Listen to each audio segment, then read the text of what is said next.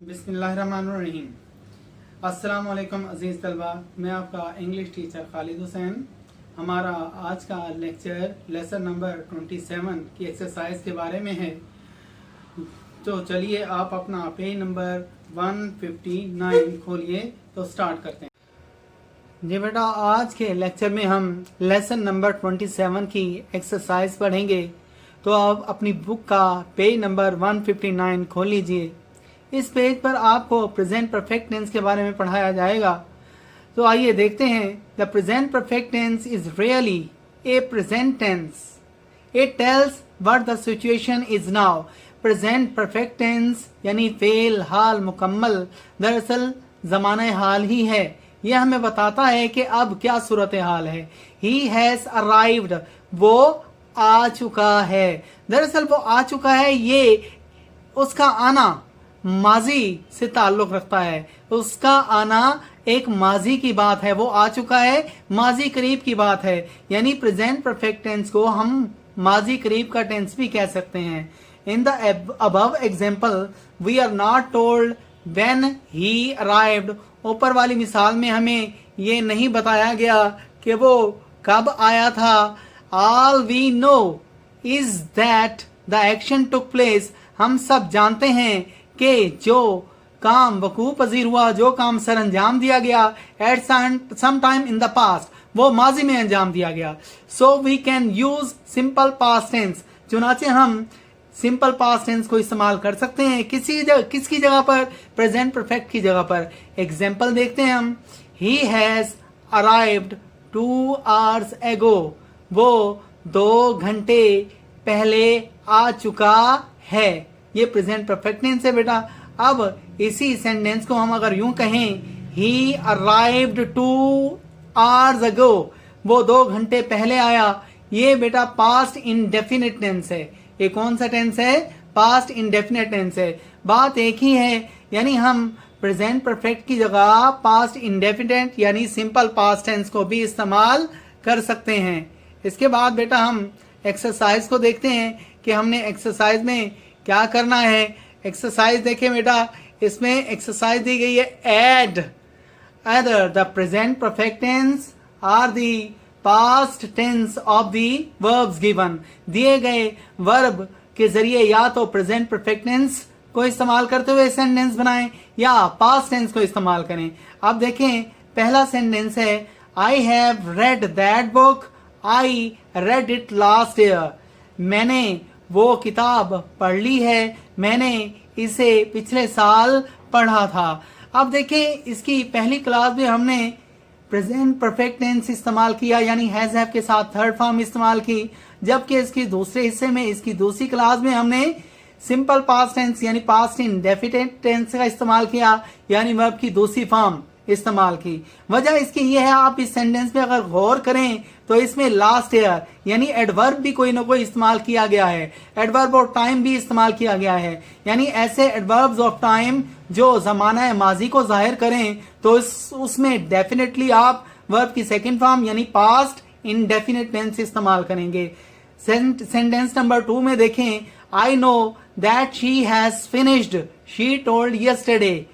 अब इसकी पहली क्लास में देखिए आपने प्रेजेंट परफेक्ट टेंस का इस्तेमाल किया और दूसरी क्लास में यस्टरडे यानी एडवर्ब ऑफ टाइम की वजह से हमने टोल्ड का इस्तेमाल किया, यानी वर्ब की सेकंड फॉर्म इस्तेमाल की। तीसरा सेंटेंस देखें, look at Riaz, he has fallen asleep, he slept badly last night. इसके पहले हिस्से में देखें हमने प्रेजेंट परफेक्ट टेंस इस्तेमाल किया और इसी तरह इसके दूसरे हिस्से में हमने लास्ट नाइट यानी इस एडवर्ब ऑफ टाइम की वजह से जो कि पास्ट को शो करता है, हमने पास्ट इंडेफिनिट टेंस इस्तेमाल किया। चौथे सेंटेंस में देखें, please open the door, the wind has blown it shut.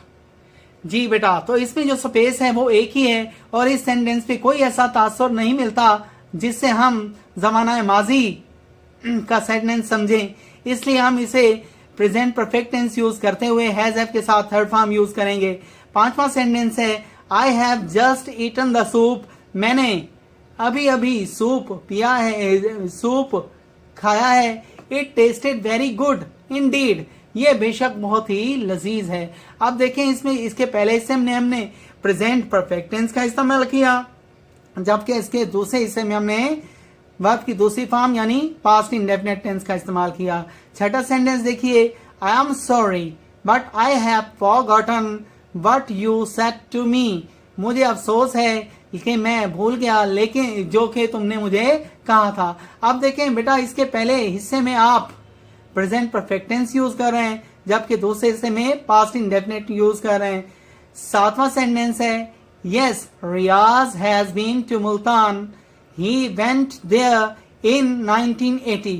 अब देखें इसकी पहली क्लास में प्रेजेंट परफेक्ट टेंस को यूज किया गया और इसकी दूसरी क्लास में जो है पास्ट इंडेफिनिट का यूज किया गया। क्यों? इसमें डेट दी गई है, ऐसी डेट जो कि गुजरी हुई है, इन 1980। अब देखें आठवें सेंटेंस में, he has lived there since the war ended in 1945। अब देखें इसमें पहली क्लास में प्रेजेंट परफेक्ट टेंस का इस्तेमाल किया गया और दूसरी क्लास में 1945 की वजह से, एडवर्ब ऑफ टाइम की वजह से, यानी गुजरी हुई डेट की वजह से हमने वर्ब की सेकंड फॉर्म इस्तेमाल की। इसके बाद देखें उसके बाद हम नौवें सेंटेंस की तरफ आते हैं। नौवें सेंटेंस में देखें बेटा, I wrote the essay last night and now I have lost it.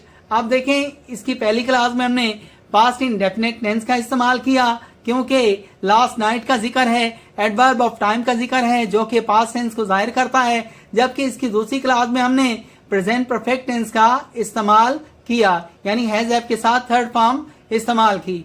10वां sentence है, since I started to take this medicine I have not had a single cold.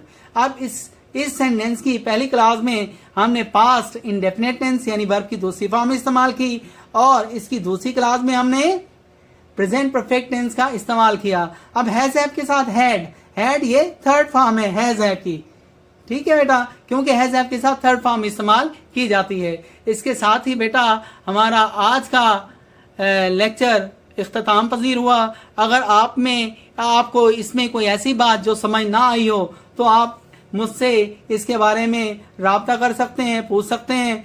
मैं इंशाल्लाह आपको सेटिस्फाई करूंगा। बेटा हमारे यूट्यूब चैनल को ज़रूर सब्सक्राइब कर दीजिए ताकि आप तक ये मुफीद वीडियोस पहुंचती रहें। थैंक यू बेटा, अपना ख्याल रखिएगा।